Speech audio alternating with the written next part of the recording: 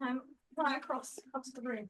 Hopefully you can hear me. I'm just going to take my microphone back. Firstly, thank you for joining us this evening.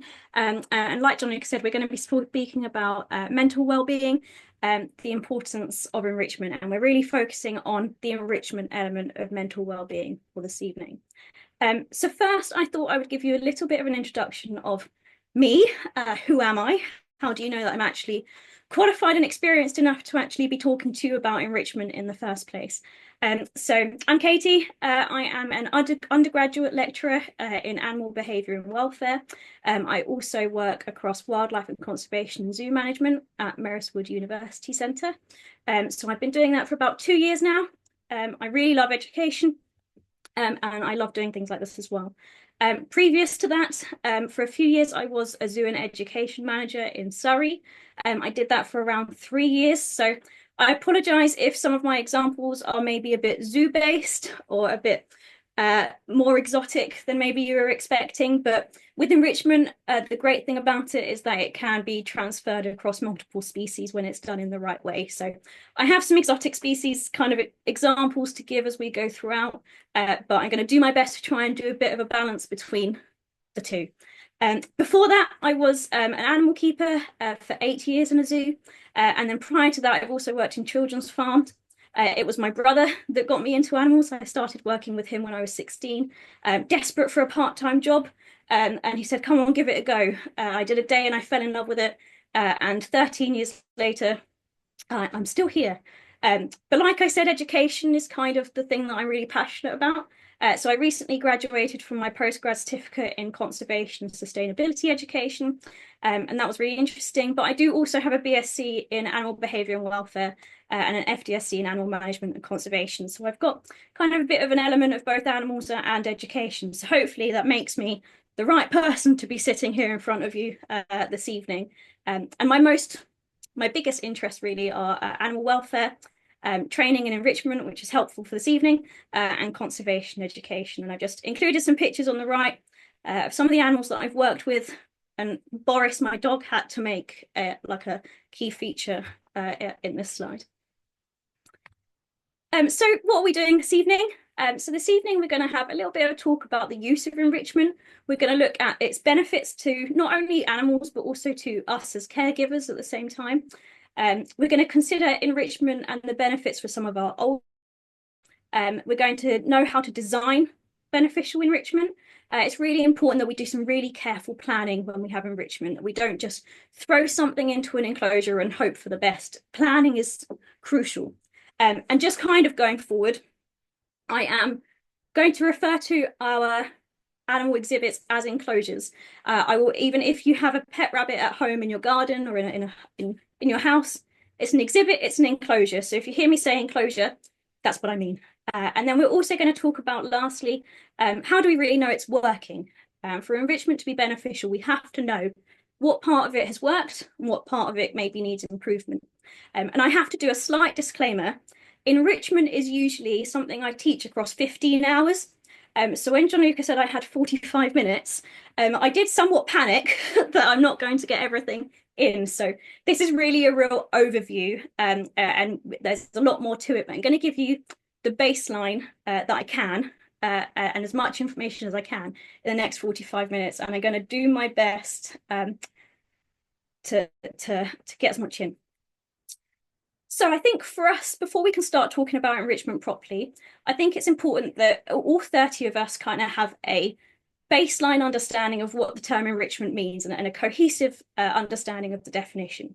So what enrichment kind of is, it's all about enhancing the quality of captive animal care. We are the sole providers for these animals, and it's important that we can kind of give as much quality to their care as possible. We can do that through enrichment. And it's using those external stimuli through the environment, through our understanding of their behaviours to improve their psychological and their physiological well-being. And it's really important to know that enrichment is such an essential component to any animal in captivity, whether it's a mammal, a reptile, a bird, a fish, an invertebrate, an octopus, anything. There is an enrichment idea for all of them. And it's something that we should do for all of the animals that we have in captivity. So before I really kind of get into examples and why it's important, I'd be interested to know if anybody in the chat, because I know some of you come from maybe zoo background, some of you maybe already have animals at home. Does anybody actually already give enrichment? Now you've had a moment to think about what it means. Does anybody actually give any enrichment already? You can pop it in the chat if you can. If you do, I would love to know what you do.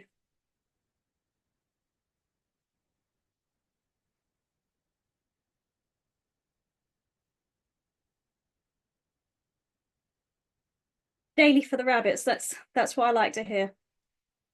Daily enrichment.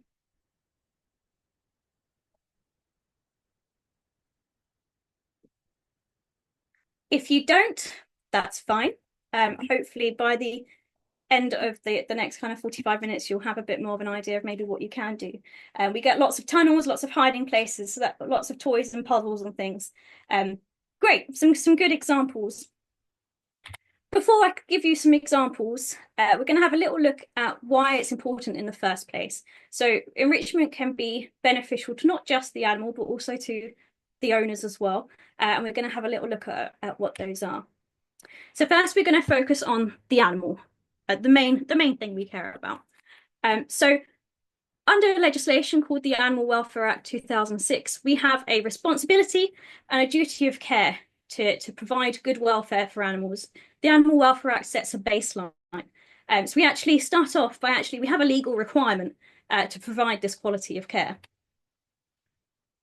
We then can put a little bit of an element onto that legislation by enhancing that care and providing optimum welfare and kind of going above and beyond for our animals to enhance those kind of engagement and stimulation. It has been scientifically proven to improve an animal's physical health. It can help to boost immunity. It can help to improve exercise. If you've got an animal that isn't particularly keen on doing any kind of mobility work, then doing enrichment things can help get their muscles moving. It can help stimulate decision-making and problem solving. And this is really helpful for some of our more cognitive complex animals, or some of our animals that have a little bit more intelligence to them. Animals like our primates and our rats and our pigs and things like that. They thrive in problem solving, and that can be really good engagement for them. It can help to mitigate stereotypes and aggression. By stereotypes, I mean undesired behaviors that we see regularly. So that might be something like pacing. It might be something like feather plucking or over grooming. And by giving enrichment, we can stop that happening because we're putting their attention and all of their engagement into something else. It can enhance natural behaviors and environment. Natural behaviors is going to come up as a very regular keyword over the next 45 minutes, because it is really important with enrichment that everything that we do is a natural behavior for the animal. And that's what we should really be encouraging. We've steered very much away from the kind of entertainment part of enrichment, of expecting things to fly through hoops or be on a fire engine cycling down the road. That's not natural enrichment for an animal. It's entertainment for humans, and animal doesn't gain anything from it. It's really important that they are benefiting and that there's those natural behaviors coming through. And finally, something that I am immensely passionate about, having worked in the zoo industry for a very long time, is enrichment can give our animals the autonomy and the option to have choice. Like I said earlier, we are in complete control of 99.9% of a captive animal's life, whether it's in our house, whether it's in a zoo exhibit, whether it's on a farm. We have control over their diet, we have control over their social elements, we have control over their bedding, how many of them there are, we have control of everything. And if we can give an animal one part of their life that they are choosing what they do with it, that can enhance their welfare significantly. So by giving them an enrichment activity and kind of going, you have the choice whether you want to engage in this activity or not, it gives them that little bit of something that gives them that part of their brain that deals with decision making, that deals with autonomy. It kickfires the neurons that are going on in that part of the brain. And I am just going to, whilst we talk about the benefit of the animals, I am just going to touch on the 5 domains. I don't know if anybody's ever heard of the 5 domains before, but within the Animal Welfare Act, we have something called the 5 needs. And these 5 needs are the basic things that animal needs for their welfare. So freedom to express natural behaviour, freedom from fear and distress, freedom from injury, fear and disease, 3 of them. And what the 5 domains is it's a fairly new framework in the grand scheme of things. And it's a framework that zoos are particularly fond of at the moment, but that is very slowly making its way into kind of domestic household animal welfare. And it's a framework that's designed to assess and improve the well-being of an animal by considering the physical and mental states. And it's looking at positive inputs, so what we are putting into the animal's life, and then what the outputs of those are. It's a way of trying to minimize the negative and making sure that we have kind of a detailed list of what's good going into the animal, what is the positive result of that. And it comes into these 5 categories of nutrition, environment, health, behavior, mental domain. And when all 5 of those are considered with their positive inputs and the positive outputs, we can then evaluate the animal's welfare state. And when it comes to enrichment, enrichment has a strong component in mental domain, it has a strong component in behavior, but there are elements of nutrition, environment, and health that enrichment can kind of come into. So I wanted to touch on it just ever so briefly. And then how does it benefit the owner? And we are humans, there is a selfish element to everything. So how does it benefit us as an owner of an animal, or a caregiver, a keeper, whatever we are? It gives us a bit of satisfaction of providing optimum care. We get that thrill of going, oh, they've really enjoyed that, or I've done something nice for them, and that's great. I know when I give enrichment to our dogs and they engage with it and they start doing something that we haven't seen for a while, or they've had their mind occupied for a bit longer, it feels really nice. So there is that selfish satisfaction to it. It can help us to develop a bit of a closer bond to an animal.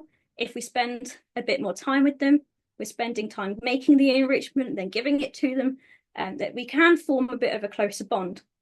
And that closer bond can therefore give us a better opportunity for observations. We are watching them engage in an activity, so we might be watching them for longer than we ordinarily would, which means we can do our visual health checks whilst an animal is engaging in enrichment. We might be able to actually use enrichment to do those observations. For example, this giant tortoise on the right, his name was Max. Part of his daily enrichment activities was to be trained, and he was station trained to stand on his scales. And that meant that every week we could monitor his weight and make sure that health-wise, he was maintaining the weight that we needed him to do. And that was just part of his enrichment program. And that in turn, Gianluca, close your ears, may reduce our vet bills. Because if we can make those earlier observations on animals through enrichment, then we can get them in the bud before they become a bigger problem. We can reduce them from happening. We can reduce those vet bills, as it doesn't always end up in a slightly bigger problem. So there's a bit of a financial gain, if ever there was one.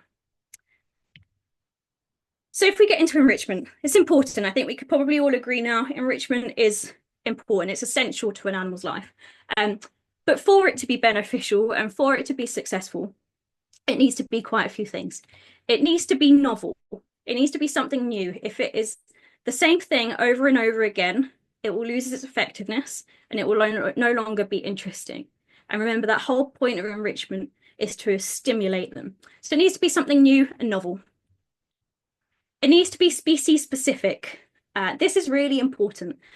There is very little point in giving a fish the same enrichment than you would a rabbit, because their ecology and their ethology is completely different. Their behavior is completely different, and you would expect to see very different things. So it's important that our enrichment is species specific. It needs to be safe. We're going to touch on this a little bit later, but it needs to be safe in terms of potential toxicity to an animal, safety and kind of, can they get trapped in it? Can they use it to harm themselves in any way? So it needs to be safe. it needs to be relevant to the goal. And we'll talk about this when we get to planning, but we need to identify what is it that we're actually trying to achieve from this enrichment activity? What behaviour do I want to see? And is this activity actually going to encourage the animal to do that? So it needs to increase those positive behaviours. It may increase an animal's ability to cope. I put this in, and I'm going to explain what I mean by increasing an animal's ability to cope. Enrichment is a very good coping mechanism tool, especially if you're expecting the animal to maybe adapt to something. So if you are moving them to a new enclosure, or you're introducing a new animal, or you've changed something that may induce a little bit of stress to an animal, enrichment can be a really good tool as a coping mechanism. So a good example would be if you're putting your rabbit or your animal into a carry case or into a crate to take it to the vets or to move house or something like that, then maybe providing a little bit of enrichment within that move may help that animal cope with the situation that it's in. And it's all about the animal adapting to its situation. It should increase positive use of environment. So again, sometimes with enclosures, we see them using one corner and not much else. Enrichment might help complete enclosure usage, which can enhance other welfare benefits. It needs to be rotated. We're going to talk about this a little bit later on, but the same with it being novel. If we can rotate enrichment and we're taking it out, we're mixing it up, we have a whole program of lots of different things, then that's going to be beneficial. And then finally, it needs to be evaluated to know that it's actually working. Okay, so let's actually get into it. So enrichment can be split up into 6 main categories. We've got cognitive, sensory, environmental, novel objects, feeding, and social. I'm going to go through all 6 of them, and I'm going to give a couple of examples or ideas that you might find helpful as we go through, that you might be able to kind of think of some ideas for your animals.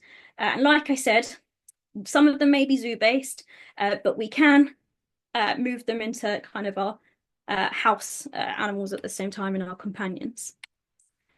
So cognitive enrichment, this is a huge one. This is quite a complex one. It's one that's being heavily researched at the moment, as there are so many benefits to cognitive enrichment.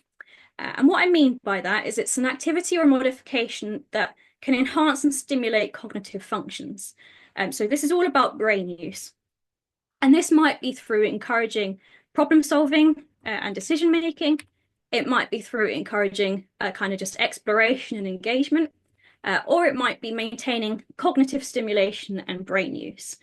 So we're not talking about anything that causes exercise or anything like social. We're talking about anything that's going to get those neurons firing. So some examples. Rabbits and rodents are quite well known and well researched to be able to learn the layout of a maze. You could maybe make a maze in your garden, put some high value food in the middle or high value food at the end, and they'll work their way around that maze. They'll find their way and then they'll find their way back out again. And that's a really good enrichment for animals like rats that are active. Some animals can recognize and remember the locations of objects in their environment. So if you've put something into their enclosure and you hide it, they'll still know it's there, even if they can't see it. We used to give our rabbits, when I was younger, we used to give them stacking cups, where the bigger, the big plastic cups that then go to the smaller one.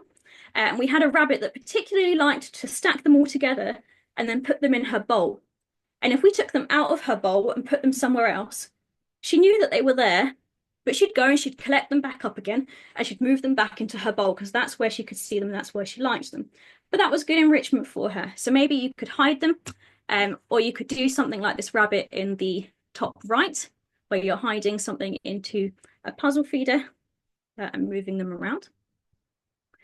Some of our animals have some complex cognitive skills, such as tool use. I'm going to just play, hopefully this works. I'm just going to play this video of this orangutan that was using tool use at a zoo I went to recently.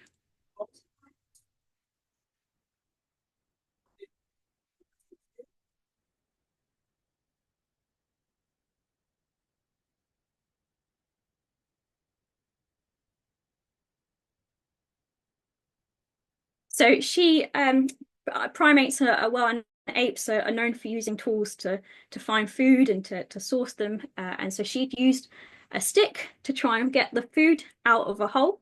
And I know none of you are probably sitting at home with an orangutan in your dining room, but there is evidence to show that some of our more companion animals do also use tools to get things and to build things and to get their food. So I thought that it was worth mentioning. And then finally, my absolute favorite thing in the entire world is training your animal. No animal can't be trained. All animals can be trained to do something. And it really helps with that cognitive stimulation because they're thinking about what they're doing. They're thinking about what is it that my owner wants me to do? What is the target here? What is it that I'm aiming for? And it gets them thinking. It also touches on that element of autonomy and choice because they can choose whether they're getting involved with that training program or whether they actually don't want to do anything that day and they just want to enjoy their food in the corner. For example, this tamarin on the right here, we were targeting this tamarin, this red-handed tamarin, to sit on a scale so that we could weigh him every day. He was quite old, so we needed to kind of manage his weight almost kind of morning and evening. So doing that target training was an enrichment element to him. There was a food element to it, and it also helped him kind of with his health as well. What's really important about using training for cognitive enrichment is that it has to be for a husbandry related task. Like I said, we've moved away from doing training animals to doing things that aren't natural. So it's important that this training has a husbandry element to it. It helps with making treatments non-invasive. It helps make life easier for us, but it's also nice for the animal at the same time. So that's cognitive enrichment. Next, we have sensory enrichment. And sensory enrichment is something that people don't often think about as the kind of go-to enrichment, but it can be really beneficial when it's done well. So this is playing on an animal's senses, whether they have good vision, good hearing, good sense of smell. We can use that as an enrichment tool. For example, music. Some animals really thrive from having music in their environment, and it can be a really good form of enrichment. Chickens and cows particularly love classical music. Studies have shown that it has lowered their cortisol levels and that they are particularly calm around classical music. You may well have a rabbit that likes heavy metal, but hey, it's enrichment, and if they enjoy it and they're responsive to it, then why not? Different tastes. Can we vary up the animal's food? We have to be careful here to make sure that they're getting their nutritional value and that we're not kind of taking anything away from it. But can we vary up different tastes? And can we vary the feed and the form of the feed? So, for example, if you would regularly cut up your carrot into sticks or to cubes for your animal, what happens if you present it to them whole? They then have to manipulate, use their muscles, use their arms to work out how to eat that food. It also makes it last a little bit longer. We can use different types of bedding, making sure that they are obviously safe for the animal, mixing up what substrates your animal has. If you have an animal that's inside and is quite visually aware and is quite stimulated by kind of colours or people moving or wildlife, move them to a window where they can see the wildlife outside. They can watch the birds going past. They can see the squirrels. They can see the trees blowing. They can see sunlight. All of these different things have a really nice enrichment element to them. And then we can really enhance olfactory senses, so sense of smell. Particularly herbs are really beneficial for things like that, placing things like basil, mint and rosemary around an enclosure, rubbing it on parts of the enclosure. This is particularly beneficial enrichment if you have a territorial species where they like to scent mark. You can rub the basil and the herbs around, and then they will go around and re-scent the enclosure, and that can take them hours. The lemur in that top photo there, he used to like buddleier, and he used to like lavender, and he used to grab grab the lavender and rub it on his belly, and then go around the enclosure and just rub his belly on everything to try and get that scent onto different things because he enjoyed it. And he'd be spent hours on that.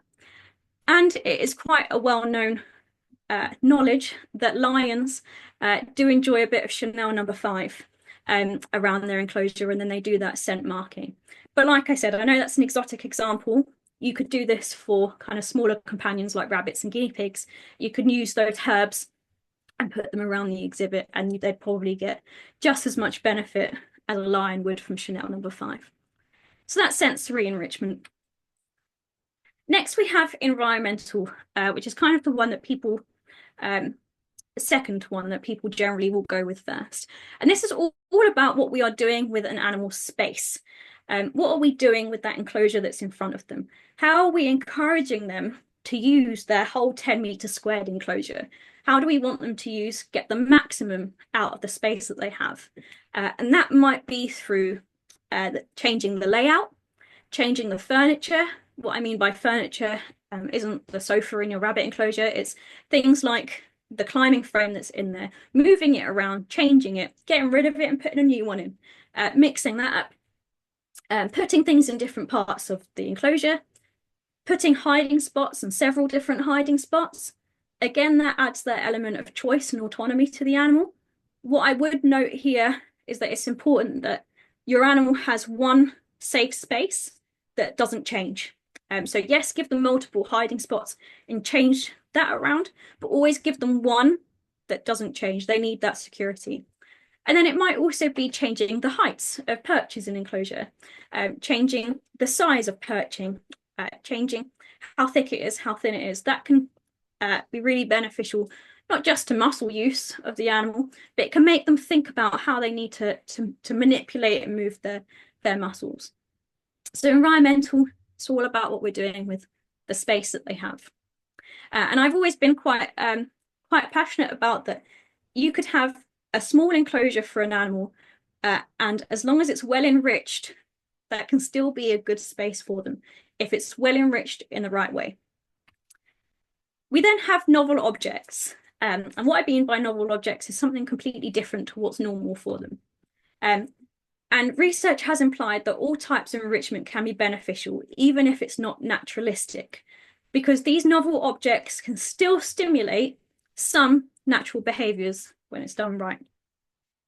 It can occupy the animal's time in a captive setting, which, if we look at the overall arching goal of enrichment, is to occupy their time.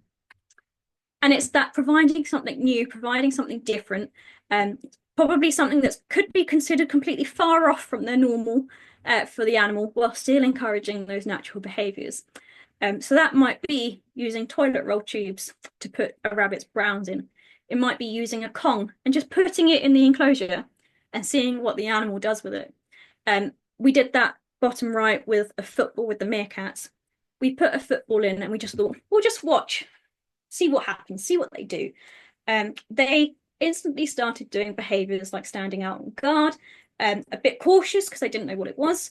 They started to approach it. They then realised it moved, so they moved it around. And then eventually they thought, well, this is useless to me, and they buried it and just got on with their lives.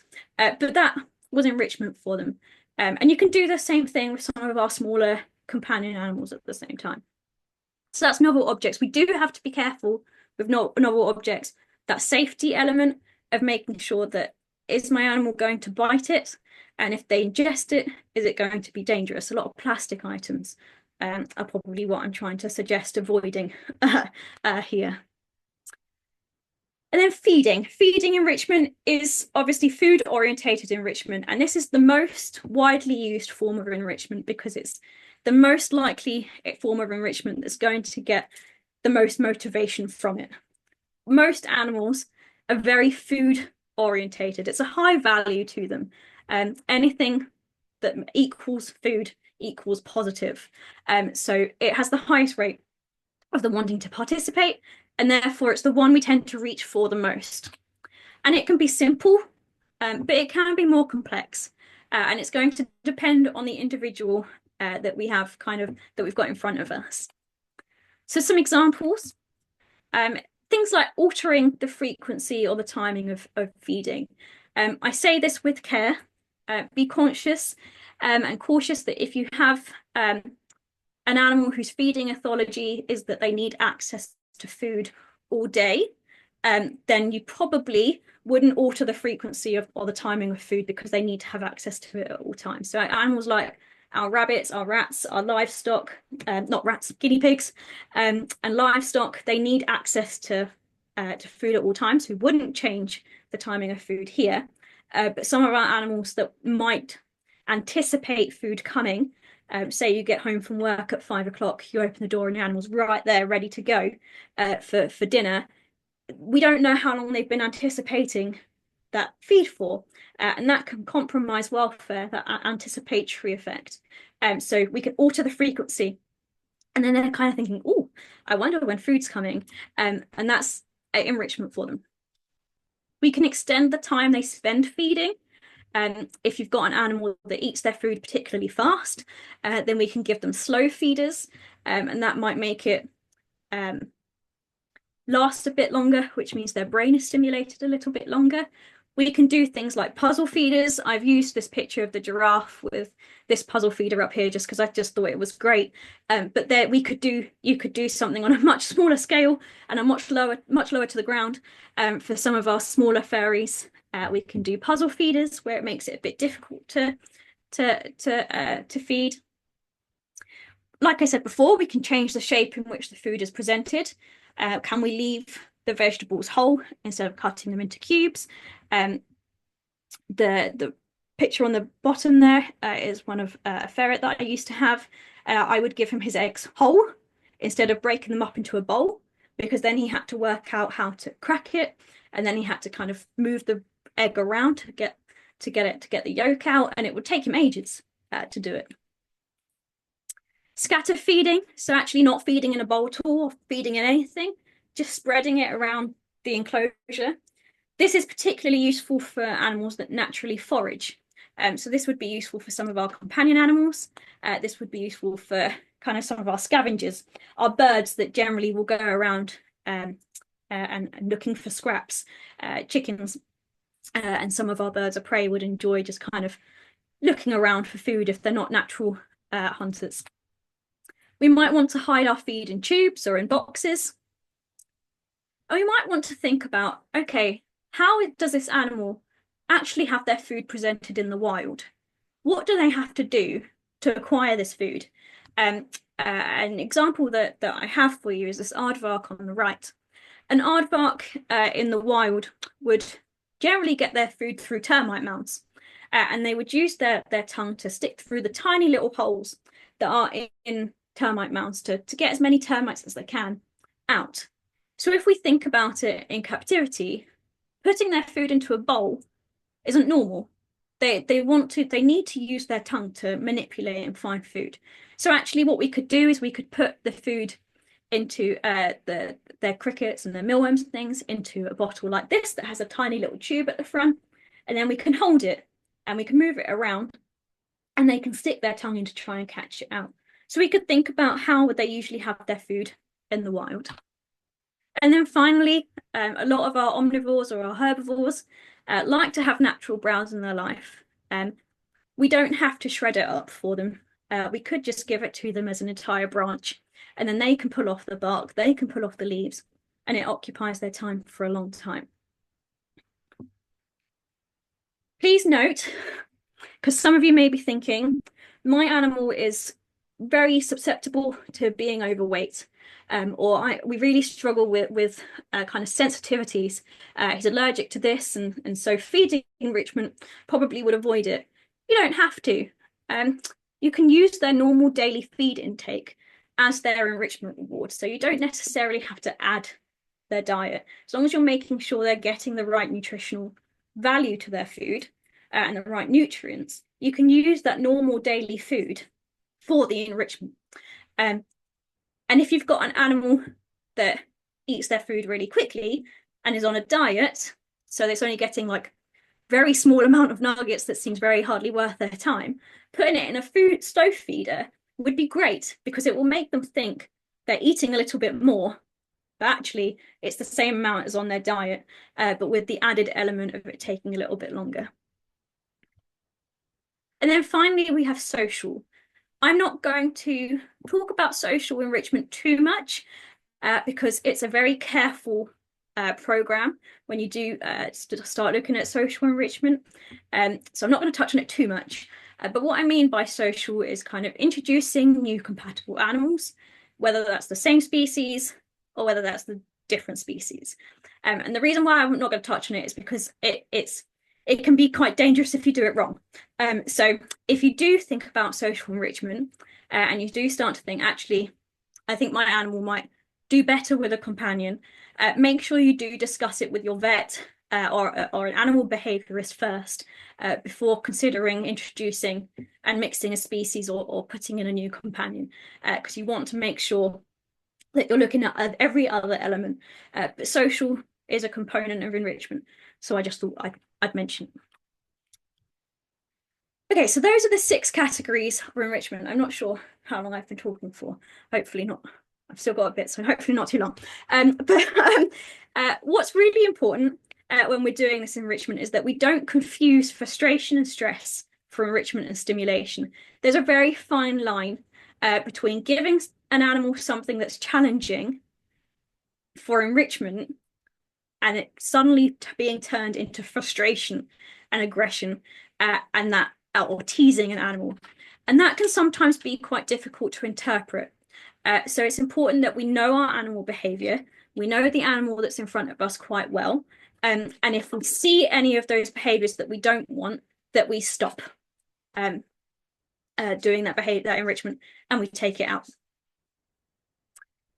So Jonica's just giving me my time. Thank you. I'm going to ignore it. So enrichment for geriatric animals. So what I mean by geriatric is older animals. So animals that we would consider senior. And enrichment is just as important for our older animals as it is for our younger ones, especially if we consider that they might be a little bit less mobile than they used to be, but they still would very much thrive from that stimulation. And it's been scientifically proven that enrichment can prolong a captive animal's life by giving them this mental stimulation. And it's because we're engaging their minds and keeping those neurons active. Keeping the brain active is key. It can maintain a good physical health and motility, which can prevent obesity, which is quite often a bit of an issue with some of our older animals. We see obesity a lot more. And it can reduce their stress and anxiety, which can be exacerbated in our older life stages.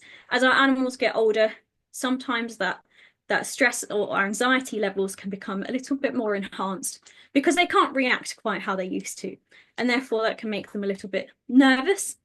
And it also allows them to continue performing their natural behaviours in a way that suits their new needs. It's all about adaptation and adapting to what they need. I did get a little bit in trouble for using this picture on the left because this is Nero, which is Jonuca's dog. And I did get in trouble because this picture is suggesting that he's maybe on the older side, which he is. He's 10. But I use him as an example because he's the perfect example of adapting to a geriatric animal. Nero is a shepherd. So he's a very intelligent breed of dog. Nero loves going for long walks and doing lots of running. His joints don't necessarily like that quite as much, but his brain still craves that stimulation and it still craves to be occupied. And he can't do that necessarily. We can't let him do that by letting him run for miles. But what we can do is use his cognitive skills. So by giving him things like snuffle mats, puzzle feeders, which you might be able to see Boris enjoying in the background, we can engage his mind and keep him stimulated and provide that same level of motivation in a way that's safe for him and better for him without having any counterintuitive problems. So I think he's just a good example of adapting to the needs of an older animal. So what might you need to consider? you might need to consider, what is it that your animal can do now and what can't they do anymore? So my animal used to be able to climb, but now they've got arthritis in their back legs. So I really shouldn't be encouraging him to jump up anymore. So I probably wouldn't give him a climbing frame as a form of enrichment. I would give them something that's ground dwelling that can engage their mind. If I've got a rabbit that can't stand up on their back legs anymore, then I'm not going to put any browse that is high up. I'm going to put it down, but it still gives them that stimulation. And we want to just ask, what kind of alternatives could we give? What could we provide them that gives that same level of stimulation and the same motivation without the impact? So giving those cognitive tasks like snuffle mats and puzzle feeders and natural browse instead of, sorry, I got hiccups, instead of intense exercise. And some useful advice from experience, if you take one thing from the last, from this talk, is when an item has been in an enclosure for more than 48 hours, it's no longer enrichment. It has become furniture. It's no longer beneficial to the animal. It's just there. They're not going to be engaging with it anymore. So enrichment is only beneficial when it is rotated, when it's taken out and put in, when it's renewed, and when it's removed. So now we have an idea of the 6 categories. How is it that you actually plan enrichment in the first place? Now, planning enrichment is the key to success. This is a very basic overview of how to plan enrichment. There is an entire framework for enrichment and planning enrichment, but I'm just going to give you these 2 points as the basics. The first thing is research. As a community of animal people, are generally very free with their knowledge. So what is it that other people were doing that for their animal? And did their animal enjoy it? Did they not like it? Did they do your idea, but maybe found something that worked better? Have they found it didn't work at all and don't recommend it? Use your network and ask people what they're doing. That can be a really great start. And identify the needs of your animal. So is there a cognitive skill that you're not encouraging? Is there something you're not seeing on the daily basis that you would like to see your animal do? What are the natural behaviours of your animal? And are you encouraging them? And what are their species-specific needs? So what is their natural behavioural ecology? And how can you enhance that? And some questions that you could maybe ask yourself to make sure that it is kind of safe and good for your animal is, could my animal be injured by this item? Is it safe for animals and humans? And I say that from experience. There is occasions where an animal might use the enrichment against you. So think about, is it safe for you and your animal? If the item is accidentally chewed, is it going to be safe? And if so, maybe I should try a different material that is safe. Could the animal be tangled or trapped in the enrichment? And now is a good kind of segue to emphasize that when you're giving enrichment, it should very much be supervised for the safety reasons. Could my animal injure another animal with this enrichment? Could they maybe use the enrichment to block an animal from being able to get into an area? Could they maybe use it as a tool to hurt them? Have a think about that if you've got social species. And does the item aid in escape? And by that I mean, if you're giving a hiding mound to an animal and you're putting it along the fence line, could the animal use it to jump out? Again, I may or may not be talking from experience, but if you're putting a climbing frame in and they climb to the top of it, are they just going to be able to jump out? Or actually, could I be sensible and put it somewhere where they're not going to escape? And if you can answer all of these questions and the answer to all of those is no, everybody's safe, I've thought about all of this, then you've got yourself the start of a really good enrichment idea. And then finally, I am near the end. Finally, how do we know that it has actually worked? It's important that we know if it's worked because we want to make sure that what we're doing to the animal is beneficial. If it's not beneficial to the animal, it's not worth giving it to them. And the common theme of today is to observe your animals, observe your pets, observe the animals in your care and see, are there any behavioural changes? Are there any new ones that you haven't seen before? Or have you seen others being minimized, other behaviors that you didn't necessarily want to see? Are they starting to leave us and starting to encourage those positive behaviors? Record the time in which they're interacting with that enrichment. So how long are they engaging it? This can show its effectiveness kind of long term. Are you seeing any physical health improvements from the animal? Only you will know that, because only you know the animals in front of you. Have you started to see an enhanced enclosure space use? Again, you know your animal, so you might have done enrichment to try and reduce their stress and anxiety levels. Are you seeing that reduction? And there's something that you can do called an ethogram. An ethogram is a really good behavior analysis tool. It's really good data collection. And all it is before you put any enrichment into the enclosure, watch your animal for some time, for an hour or so if you have it, or 30 minutes would also be fine. Make a list of all the behaviors that you see, and then define them in your own way, how you interpret the word. So for example, sniffing, investigating where a site where odor has been applied. And once you've got that list of behaviors that we call an ethogram, you can then put in your enrichment and then record how often you're seeing those behaviors. And you can start to see whether the positive ones that you wanted to see are being seen more regularly or not being seen at all.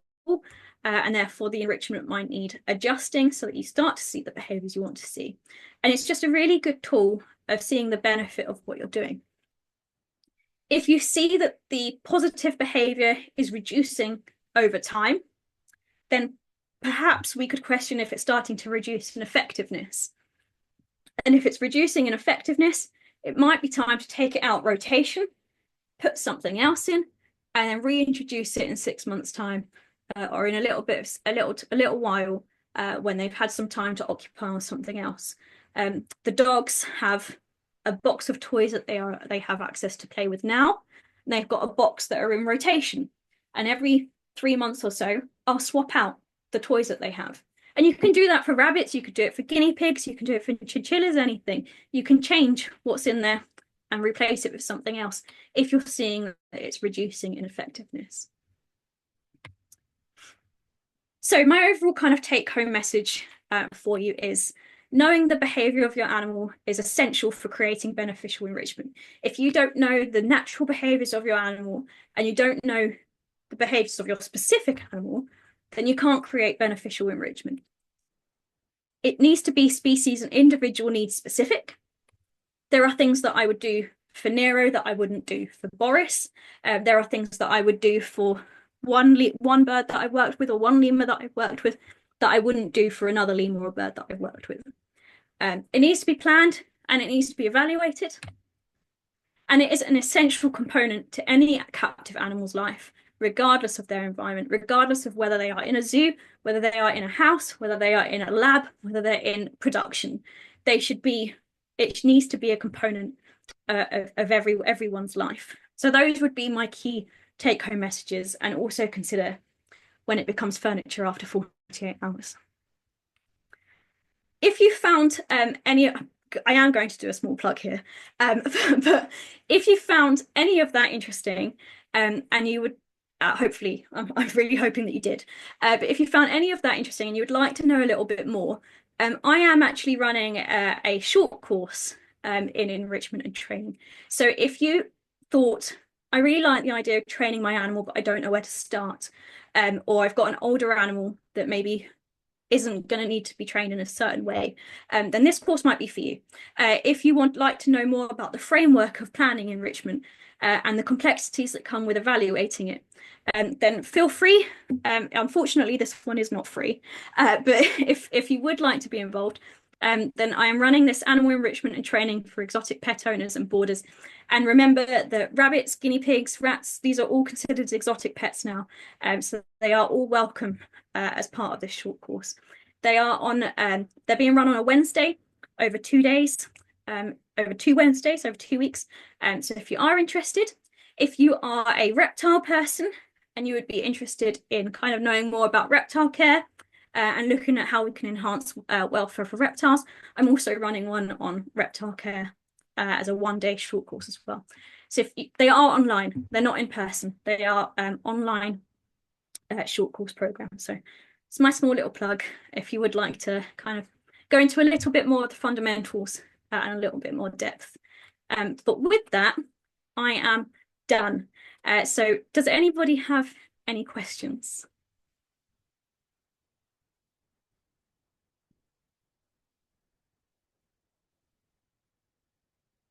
I will give you a minute or so to put anything in the chat, or I'll be here for a while. So the YouTube channel is called, I'll go to the next slide. It's at Delhi Vet Exotics. So it will be, this webinar will be there, along with, I know John Luke was going to take this, but I'll take it away, as well as some of his other webinars that John Luke is doing over the next few months. They'll all be available kind of after. If you have signed up for them, I believe, then only then will you be able to see them. But they will be there. And obviously, if you do have any questions about enrichment, if you have any ideas, but you're not sure if it would be beneficial to your animal, or if you think it would be safe for your animal, please do feel free to get in touch through John Luca, through to me, and I'd be more than happy to help. Enrichment is something that I'm so excited about, and I try and encourage as much as I can. So I would be really happy to help if anybody has any ideas that they would like kind of talking through, or maybe help with planning. I am here.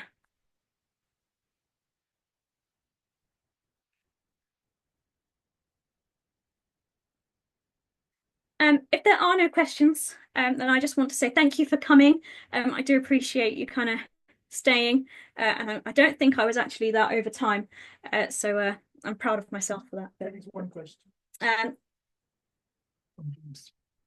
Oh, I see two questions. So James says, one of our rabbits is blind, so we do normally try to keep this environment the same so he doesn't get lost or trip or bump into things he's not expecting. Do you have any advice on how best to provide novelty without making things too unfamiliar? This is where olfactory enrichment might become really beneficial.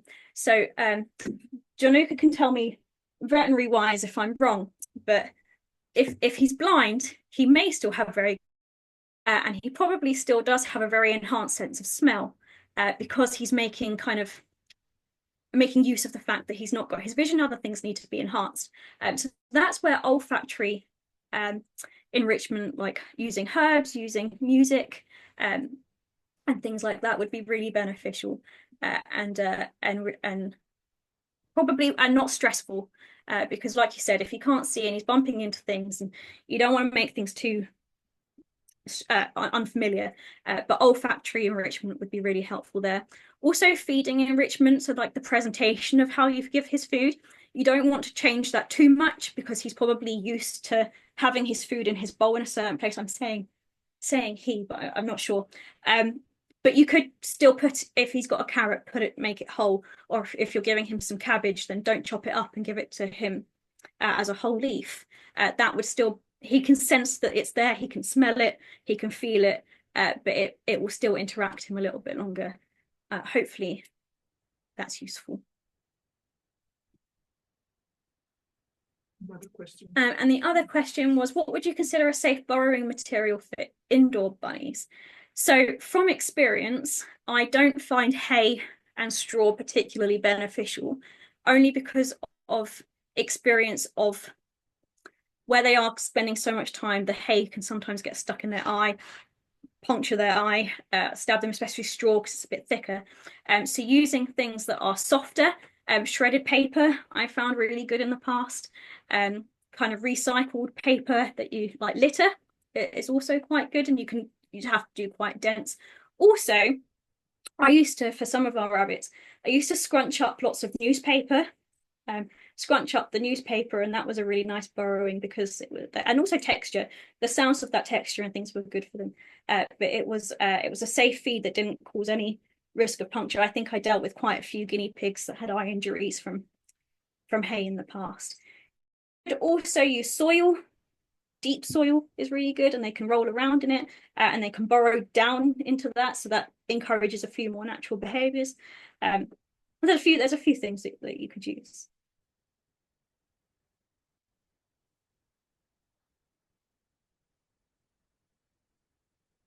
Okay, well, I think that's me. They didn't like the slugs. That's fair. You can get something called coir, which is kind of like a natural fibre that you soak in water that doesn't come with any of the worries of external parasites or disease or anything like that. It comes as like a brick, and you just add warm water to it, and then the rabbits could even just dig at it themselves to pull it all apart. That's a nice idea. I never thought of that before.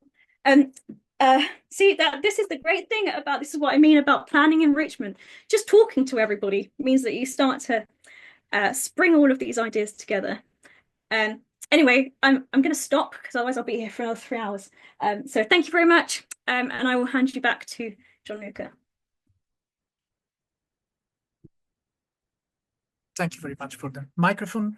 Thanks for changing the slide. So I hope that this evening bring to you a lot of food for thoughts, and everything has been spoken about today, has been said this evening, would be helpful in any ways, as Katie said, also just to give you some ideas or start to speak with others and find out what could be work better with your animal, rabbit, guinea pig, ferret, chinchilla, anyone else, rats. And from the veterinary point of view, I'm happy about this because it means that my patients are happier. So, and if I see them just when it's strictly needed, I definitely a more happy pet. Okay, so the next appointment with us with the next webinar will be in a month's time, and we are going to see. Obviously, I like this joke. We need a poo, and we are going to see exactly what samples that we can collect, or you can collect at home, or that you can see at the vet can help us. What you done to my screen? Oh my God, another attack to the webinar. So we cannot have peace. And then in March, we are going to speak again. Today, Katie just gave a glance on obviously on our vulnerable friends. So when they start to be older, so I will try also to give you some help, advice, what we can do also from the veterinary point of view, prevention and treatment. And obviously more close to the spring, to prepare our tortoise, speak about the brumation, how we can prepare them as better as we can to be ready for the hibernation. So this is again the YouTube channel that I just created for like store and make all this video available. So you can just sign there, and as soon as I can, compatible with the working time this week, I will be able to put that online. And hopefully see you soon. So thank you very much again to Katie. Hopefully she will be host another time. So more than happy to have her here again. And if you have the chance, obviously, to complete the survey, obviously put there any other topics that you want to hear, and I will be more than happy, if it's possible, obviously, to do that in the future. Thank you very much to everyone, and have a nice rest of your evening. Bye, Katie.